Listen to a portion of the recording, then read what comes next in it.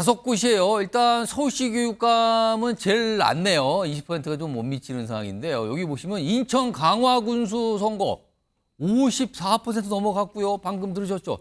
전남 영광은요 66.7%. 이 정도면 이거는 총선 때 투표율에 거의 버금가는 거 아닙니까?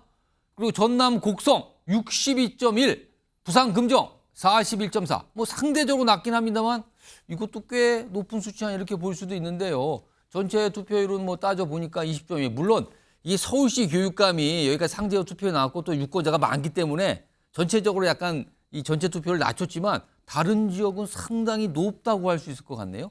자, 그럼요.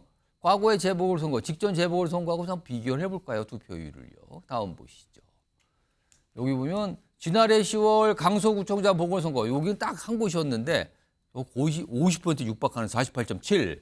그리고 오늘 재보궐선거는 전체는 20.1. 근데 서울시 교육감 선거 요 투표를 빼면은요 49%입니다.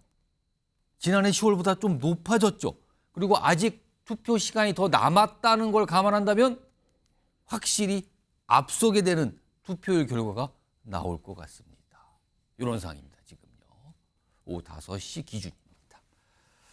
자, 이 얘기 좀 해보죠. 이 투표율 5곳 나온 거 다시 한번 화면 좀 불러오겠습니다. 자, 김철원 경일대 특임 교수님, 저 투표율 좀 보면서 특히요 호남 2곳 상당히 높습니다. 그리고 상대적으로 뭐 서울 교육감 선거를 뺀다면 부산 금정구청장 선거는 좀 상대적으로 낮아 보이거든요. 41%. 요 차이, 이거 어떤 의미일까요? 일단 이번 재보궐선거 같은 경우에는 각 당의 대표들이 정치적 자존심을 건 선거거든요. 왜냐하면 한동훈 대표든 조국 대표든 처음으로 일단 각 당의 대표가 됐고 이재명 대표 같은 경우는 재선 대표이긴 두 번째 뭐 대표가 되긴 했지만 세 명이 지금 선거를 통해서 맞부딪힌 건 처음이거든요. 근데 세 명의 대표가 제일 싫어하는 분들이 서로가 세 명이 제일 싫어해요. 조국 대표도 한동훈 대표가 싫고 그다음에 한동훈 대표도 이재명 대표가 싫고 그렇기 때문에 아마 각 당의 대표들이 정치적 자존심을 건 선거기 때문에 아마 상대적으로 이 보통적으로 볼 때는 재보궐선거 관심이 낮은데 관심을 끌게 된 것 같고요. 특히 전남 영광 같은 경우는 거의 70% 육박하게 되는 건 70% 가지 않겠나 싶기도 하네요. 왜냐하면 조국 대표가 지난 총선 때까지만 해도 거의 정치적으로 서바이벌을 해야 되는 상황이었는데 이제는 어느 정도 국회에 입성도 하게 됐고 나름대로 지금 이재명 대표에 대해서는 정치적 도전장을 내던진 셈꼴이 됐거든요. 그렇기 때문에 아마 이재명 대표 입장에서 볼 때는 그동안 이 호남의 민심이 본인이 호남의 맹주가 돼야 되는 상황인데 아마 이 조국 대표로부터 이 도전을 받았기 때문에 아마 자존심을 건 싸움이 될 수밖에 없고요. 부산 금정구 같은 경우에는 지금 야권 후보가 단일화된 상황인데 지금 부산 금정구 같은 경우는 국민의힘이 그동안 보수의 텃밭으로 알려져 왔거든요. 그렇습니다. 그렇기 때문에 아마 여기는 아마 한동훈 대표 대 아마 야권 후보가 붙었기 때문에 굉장히 조금 높아야 되는데 4개 기초단체장 선거 중에서 제일 낮아요. 그렇습니다. 그건 보면 제가 볼 때 아마 그 야권에서는 단일화는 됐긴 했지만 영광에서 지금 조국 대표와 민주당에서 지금 싸우고 있는 형국이기 때문에 야권표가 제대로 결집하지 못해서 가능성도 있고요. 특히 국민의힘 같은 경우는 지금 윤한 갈등이라든가 여러 가지 여권발 악재가 벌어졌기 때문에 제대로 된 조직표가 못 모였을 수도 있다. 그렇기 때문에 아마 상대적으로 약간 실망감들이 좀 작용한 거 아니냐 그 말씀인가요? 금정구 선거는 마지막에 뚜껑을 열어봐야 지금 굉장히 오차 범위 내 접전을 벌이고 있기 때문에 마지막까지 뚜껑을 열어봐야 아마 결과를 알 수 있지 않을까 이렇게는 보입니다. 자, 그럼요. 지금 뭐 전체적으로 투표율과 관련해서 의미 분석을 해주셨는데 각 이번 선거 결과가 사실은 여야 각 대표들에게 큰 정치적 의미와 파장을 일으킬 것이다. 이렇게 얘기들이 참 많거든요. 그러면 좀 하나씩 짚어보겠는데 우선 집권여당이 국민의힘에서 가장 관심을 기울이는 두 곳이죠. 부산 금정과 인천 강화인데요. 여기 어떤 후보들이 있는지 한번 좀 보겠습니다. 물론 이제 투표가 거의 마감되고 있지만 이런 후보들이 출마하고 있는 거거든요. 인천 강화 같은 경우는 4명, 그리고 부산 금정에는 2명 이렇게. 특히 부산 금정이 이제 민주당 후보는 이제 단일화를 통해서 후보가 됐고요. 그다음에 국민의힘 후보 이렇게 격돌을 벌이고 있는데 특히 부산 금정이요. 한동훈 대표가 정말 공을 들이고 있다. 이런 평가 받고 있거든요. 왜 그런가 하면요. 무려 6번이나 부산을 찾았거든요. 이곳을. 그리고 어제는 1박 2일 일정을 잡고 부산에서 하룻밤을 묵었습니다. 지금도 부산에 있는 걸로 좀 알려지고 있죠. 자, 그럼요. 한동훈 대표의 이야기 좀 들어보겠습니다. 제가 6번째 왔나요? 제가 한 3번 이후부터는 세는 걸 포기했습니다. 저의 금정에 대한 마음은 셀 수 없기 때문입니다. 여러분, 저와 금정을 발전한 길로 우리 국민의힘과 함께 가주시겠습니까?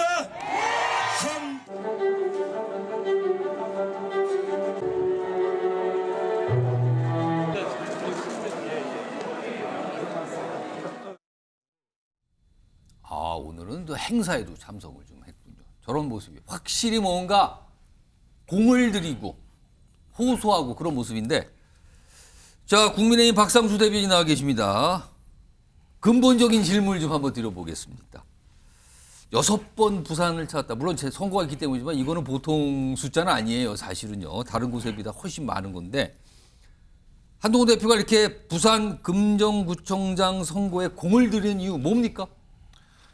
부산 금정구는 우리 보수의 오랜 텃밭으로 평가를 받는 지역이죠. 예. 그렇긴 하지만 이번에 정말 여러 가지 우리 그 이유로 우리 보수 유권자들이 많이 좀 실망을 해서 예. 이 떠나가려는 모습들이 좀 있었습니다. 그래서 이제 민주당 쪽으로 이렇게 떠나가려는 모습들이 있었다 보니까 한동훈 대표가 최근에 했던 좀 강한 발언들, 이런 발언들이 과연 어디서 있었냐라고 생각을 해보면 거의 대부분이 부산 금정구에서 있었어요. 거의 대부분이. 예. 그러니까 이제 떠나가려는 유권자들에게 그렇게 이야기를 한 거죠. 내가 이 당을 대표해서 예. 할 말을 하겠다. 그리고 부산을 챙기겠다.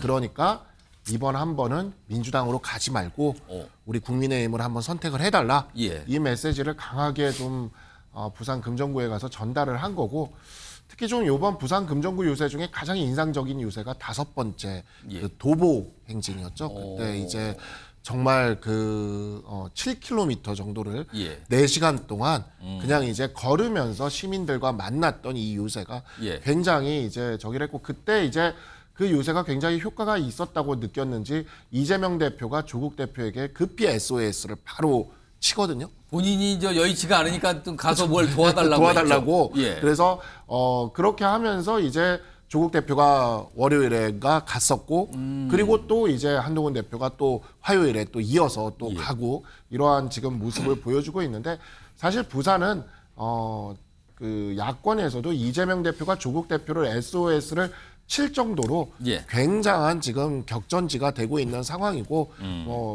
범야권과 그다음에 우리 여당 간에 정말 한판 승부가 펼쳐지는 공간이다, 이렇게 말씀을 드릴 수가 있고, 저는 이 부산 금정구의 선거 결과, 이 결과에 따라서 예.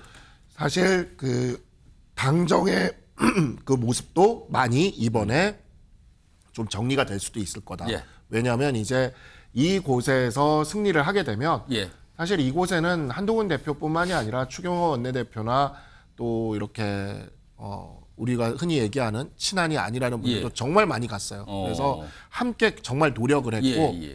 어제는 진짜 굉장히 절절했던 게 어제는 우리 모두가 아는 선거의 최대 악재가 터지지 않았습니까? 그것도 선거 전날 예, 예. 정말 충격적으로 터졌는데, 그럼에도 거의 자정이 될 때까지 우리 당 그 유세가 이어졌고, 이와 같은 처절한 선거와 이러한 것들이 성공을 거두게 된다면 그동안의 갈등이 봉합되면서 앞으로 가는 굉장히 중요한 한 발자국이 될 거라고 생각이 듭니다. 박상수 대변인께서 이제 다양한 각도로 음입을 했는데 약간 간단하게 압축을 하면 그거네요. 텃밭이었다. 그러나 지금 심상치 않다. 호소하는 거는 떠나지 마세요. 이렇게 호소를 하고 있는 거다. 약간 이렇게 요약을 좀 할 수 있을 것 같습니다. 자, 그만큼 전 국민의힘이나 한동훈 대표에게 이번 재보궐선거, 특히 부산 금정구청장 선거가 그만큼 정치로 의미가 있다, 이건데요. 이와 관련해서요, 한동훈 대표 측 인사 한 분이 뭔가 이렇게 될 경우는 어떻게 되고 이렇게 될 경우는 어떻게 되고, 이런 약간 분석하는 얘기를 좀 꺼내놨습니다. 들어보겠습니다. 뭐 둘 중에 한 군데라도 만약에 잃게 되면 한동훈 리더십에 대한 여러 가지 또 당 안팎에서 문제 제기가 있지 않겠습니까? 그러면 좀 시끄러울 수가 있고, 그다음에 이제 윤 대통령과의 회동도 앞두고 있는데 거기에도 약간의 영향을 미칠 수도 있고, 그런데 이제 두 군데를 선방을 해내면 비교적 안정적인 지도 체제를 구축하면서 그 다음 스텝으로 좀 갈 수 있는 발판이 좀 만들어지지 않을까 보여집니다. 자, 김종욱 전 청와대 행정관은 전 뭐 국민의힘 외부의 시각으로서 부산 금정구청장 선거에서 국민의힘이 승리했을 경우 그리고 반대로 패배했을 경우 한동훈 대표의 정치적 운명 어떻게 될까요? 일단 지금 상황 보면 6번이나 갔다는 건 어렵다는 걸 반증하는 것이고요. 6번이나 내려갔을 때는 만약 금정에서 패배했을 때 예. 당대표의 리더십과 위상에 심각한 타격을 받을 수밖에 없을 거라는 측면이 있고요. 부산 금정구는 안 되면 안 되는 곳이에요. 국민의힘 안 되면 안 입장에서. 되는 곳이다. 그렇죠. 그러니까 적어도 부산 금정도 안 된다면 뭘 해도 안 되는 상황인 거죠. 그러니까 정부든 국민의힘이든 용산이든 부산 금정에서 실패한다면 앞으로 어떤 국정 운영 또는 정당 행위를 하기 어려운 상황으로 갈 수밖에 없는 어떤 아주 사활을 건 지역이기 때문에 그렇다는 생각이 들었어요. 그래서 뭐 그렇다면 만약에 부산 금정 선거에서 패배할 경우는 저는 당연히 당대표에 대한 책임론이 등장하게 될 것이고요. 그거는 아마- 총선 국민의힘이 총선 패배보다 더 거세질 걸로 보십니까? 용산이 같이 합세를 하겠죠. 그 부분과 관련해서는. 뭐 지금 용산과 소위 한동훈 당대표 간의 사이가 안 좋지 않습니까? 이미 대통령 부인으로 제기되고 있는 그 라인을 한남동 7인방이라고 공격을 하면서 대통령의 인사권에 대해서 지금 계속 문제제기하고 있는 거 아닙니까? 예. 인적쇄신하라고 얘기하고 있고 그다음에 대통령 부인의 도이치모터스 사건과 관련해서도 마찬가지입니다만 소위 기소를 해라라고 하는 압력이 있는 것 같은데 지금 검찰은 또 아닌 상황인 것 같단 말이에요. 분위기는. 예. 거기다가 명태균 사건까지 결합되어 있는 상황에서 선거를 패배했을 때 저는 완전히 사면 초과에 처할 수밖에 없다. 만약 선거를 이긴다. 만약에 반대로 제가 이긴다면 볼때 뭐 쉽지는 않을 거라는 생각이 들긴 합니다만. 승리한다면. 네, 저는 이긴다고 한다면은 반전의 모멘트는 분명히 있을 거라는 생각이 들긴 해요. 하지만 제가 말씀드렸던 문제를 풀어가기가 너무 어려워요. 왜냐하면 대통령이 이 부분에 대해서 끝까지 자기의 입장을 고수하면 한동훈 당대표가 쓸 수 있는 카드라고 하는 건 출당 카드밖에 없어요. 실제로. 어떻게 하겠습니까? 가서 만나가지고 인적쇄신 하십시오. 쇄신을 안 했어요. 그럼 돌아와서 아무 얘기 안 할 겁니까? 이게 되게 아주 심각한 예. 상황이고. 그다음에 김건희 여사에 대해서 만약에 검찰이 기소를 해버렸어요. 뭐라고 얘기할 겁니까? 특검을 하자고 얘기할 겁니까? 제가 볼 땐 선거에 부산 금정선거에서 이기건 지건 상관없이 한동훈 당대표가 헤쳐나갈 상황 자체는 사면 초과 또는 3년 초과다. 이렇게 보입니다. 이제 일단 두 가지 경우죠. 뭐 이기거나 지거나인데 그거에 각각 어떤 파장이 있을까 분석을 해주셨는데 화면으로 조금 더 정리를 좀 더 해보죠. 보겠습니다. 자, 여기 보시면요. 부산 금정구청장 선거 결과에 따라 한동훈 대표 어떤 영향을 입을까? 우선 뭔가 오겠죠, 여파가. 국민의힘이 승리했을 경우는 일단 윤한 갈등이 수습 국면으로 혹시 가는 건가? 아니면 한동훈 리더십 탄력을 받는 건가? 이런 가능성. 반대로 패배할 경우는 한동훈 지도부 이러다가 사퇴 위기로 가는 거 아닌가? 아니면 윤한독 때 지금 다음 주 내주로 잡혀 있다는 얘기 나왔잖아요. 이게 무산되는 거 아닌가 자칫? 뭐 이런 여러 가지 시나리오들이 오늘 거론이 좀 됐습니다. 자, 그럼 요걸 하나씩 조금 더 집중해서 제가 패널 분들과 분석을 해볼 텐데 우선 강성필 민주당 소통위 부위원장께서는요. 네. 이 두 가지 가정 중에 만약에 금정에서 국민의힘이 승리했다고 가정해 보겠습니다. 이럴 때 한동훈 대표 어떻게 될 것 같습니까? 일단 한동훈 대표가 차기 대선 주자로서의 존재감이 더 확실해지겠죠. 그리고 또 본인이 이번에 금정에서 어쨌든 고전했던 이유, 국민의힘이 고전했던 근본적인 이유는 대통령의 낮은 국정 운영에 대한 부정적인 인식 아니겠습니까? 예. 이거를 한동훈의 브랜드 파워로 이겨냈다는데 큰 의미가 있겠죠. 그러면 자연스럽게 이렇게 공을 세운 사실 텃밭이기 때문에 이기는 게 당연한 건데 어쨌든 이기는 게 자랑이 돼버린 상황이잖아요. 예. 그러면 이제 한동훈 대표가 대통령실을 향해서 요구하는 바를 대통령실은 받아들일 수밖에 없다. 그러면 그게 크게 저는 두 가지라고 봅니다. 예. 첫 번째로는 김건희 여사에게 사과를 요구할 것 같고 사과 후에 활동을 자제하라고 할 것 같습니다. 이 활동은 그야말로 뭐 마포대교 가서 뭐 순시를 한다는 이러한 어떤 논란 같은 것은 없도록 하게 그래서 해외 순방을 갈 때만 필요할 때 같이 가시고 또 해외에서 귀빈이 오시면 또 부부가 같이 맞이해야 될 정도 그 정도의 역할로 이렇게 한정을 하되 언론이나 지면에서 활동을 자제하도록 이렇게 권고하는데 이 두 가지를 대통령실에서는 받아들여야 될 것이다. 그리고 자연적으로 뭐 제2부속실이라든지 뭐 여러 가지 어떤 예. 후속 조치들이 따라오겠죠. 저는 그렇게 보고 있습니다. 자, 그러면 이번에 김철원 경일대 교수께는 반대로 만약에 국민의힘이 금정에서 패배했다고 가정해 보겠습니다. 그러면 한동훈 대표는 어떤 상황에 처하는 겁니까? 뭐 부산 금정구 같은 경우에는 보수의 텃밭이거든요. 예. 막대기만 꽂아도 무조건 당선이 돼야 되는데 만약에 졌다. 그럼 이것은 오롯이 한동훈 대표가 책임을 져야 되는 겁니다.